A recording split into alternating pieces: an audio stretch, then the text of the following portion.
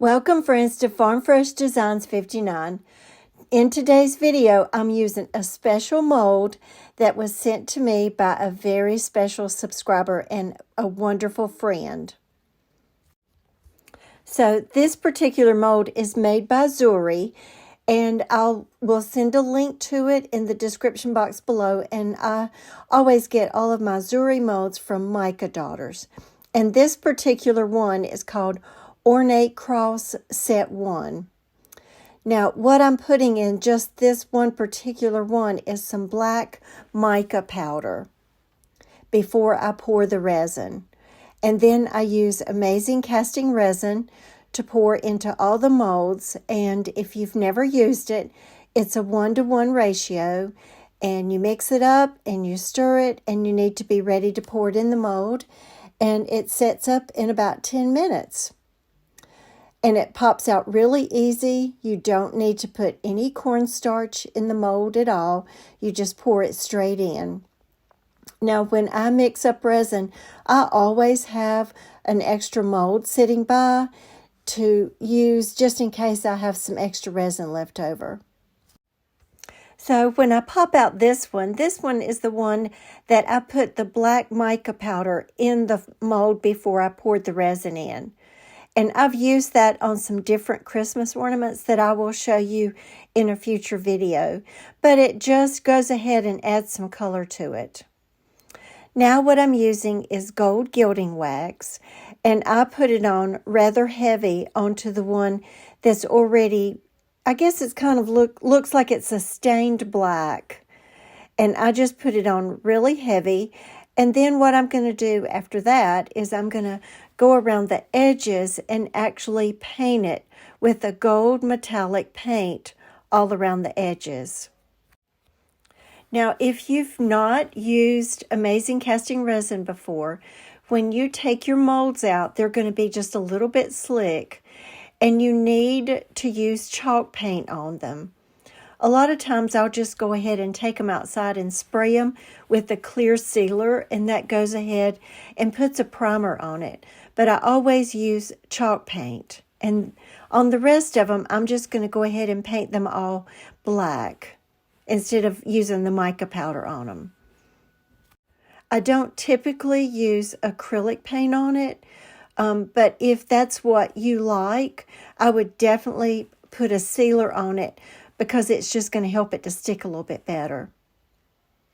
And then all of those I'm just going to take and I'm going to put the gold gilding wax all over them, and it just brings out the detail. And I just think they're so pretty, and the detail on these molds are just gorgeous. And so thank you to my special friend who sent this to me. She knew that this would be a really special mold to me. Now, I also thought about painting them white and putting some gold gilding wax on it, and that would have been pretty too. But you definitely want to put a little bit of chalk paint on before you put the gold gilding wax, because otherwise it'll just kind of slip around, and it needs something to grip onto. Now what I'm going to do is paint 2 thrifted frames. The first one that I'm painting is just plain, and I'm going to be adding a mold to it. And I just use Waverly chalk paint in the color ink. And I go ahead and paint, on the sides, on the front, and even on the back. And fortunately, this one has a back to it, and that has the little easel that goes with the normal picture frame. Now on this one, it already has some like a braided detail around the edge. So I'm not going to be putting a mold on this one. And I go ahead and paint this one all the way. And I was pleasantly surprised on the back. I noticed that it was made by Broyhill, which is a furniture company. And I had never seen picture frames made by that particular company. So that was kind of neat. So now for this plain frame, I'm going to add a mold to it. And it's the IOD Lock and Key mold. And I'm going to be putting air dry clay into this mold. So you want to make sure that you put cornstarch in the mold first. And then you just push it down. And with the IOD molds, they have a micro rim around it. So it just kind of has like a little lip on it. So it makes it real easy to find that edge. And then you can push it down with your finger and just be done with it like that. But I always like to take like an old credit card or gift card or something to kind of smooth it out on the back. And then you just flip over the mold and kind of let gravity take its course, and it just comes out really easy. But because it's pretty dainty, I'm trying to be really careful with it. And I'm going to be using tight bond glue to put on the back of it, and then I'll be putting it on the top of my frame. Now remember, if you have these dainty little molds, it always works to put them in the freezer for just a few minutes. And that makes them just kind of not really hard and crunchy, but it just makes it a little bit hard, and it helps it to set up really fast. And then I'm just going to flip it over, and I'm going to put it at the top of this frame. And I just think it's really pretty like that, but it's not going to stay like that. So what I need to do now is I'm just going to go back over it with the Waverly black in the color ink. And I paint over the entire mold. So now that they're all dry, I go back with the gold gilding wax, and I just put it all around the edges on this particular frame. Now you'll notice in a little bit that I did put some gold gilding wax more on the inner part of it, but I didn't like it, so I painted back over it. And then these are just some old pages from an old hymnal that I thrifted. And I'm just going to be using those as a background. And that's the back of the frame, and I'm just using that to measure it so I'll know where to cut it. I was hoping to have the name of the hymn like showing up in the frame, but it didn't work out that way. And now when I put everything back in, I put the glass in, and then I put the back in, and then I actually glued these particular crosses to the glass part of it. I didn't want to glue it to that particular page, just because I wanted to have a little bit of protection over that paper. And here's the one with the mold on the frame, and look at the detail on that mold. Isn't that just gorgeous? I just think it's so, so pretty. Now, I thought about different molds that I could put on it, and I thought about putting a mold around all four edges of the frame, but I felt like that would take away too much away from the cross itself, and I just think it's so pretty. And here's the small one. But you'll notice, like a while ago, that I had painted a little bit more around that rim, and I looked at it, and I didn't like it, and my husband agreed that I just needed to paint over it black and just have that gold gilding wax around the edge. And that is the one that I actually put the mica powder on. But I think it's so pretty. Now, my last project using the cross mold, I'm going to be using it for this particular project, and I'm using one of those little boxes that you can get at Michael's in like the little dollar spot. So I paint it all on the back and on the inside, and this is a transfer that I'm going to be using, and it's from Timeless Designs, and the name of the transfer set is called Farmhouse Churches, and I've used some from this particular set before. And I will tell you, every time I use this transfer, that they are such good quality. And you get 3 different sheets, and the price is really good for transfers. And they go on really well, and they come off the plastic really easy, but they're just such good quality. So I painted it all white, and then I put a clear sealer on it. And then once that dried, then I put the transfer on. And then I go back later and I put another sealer on top of that to protect it. Now, this is just a little word that came in the transfer set, and it's the word faith. And I'm going to be putting that on the top of that frame. And it's the same process. You make sure it's sealed, and dry, and then you put the transfer on it.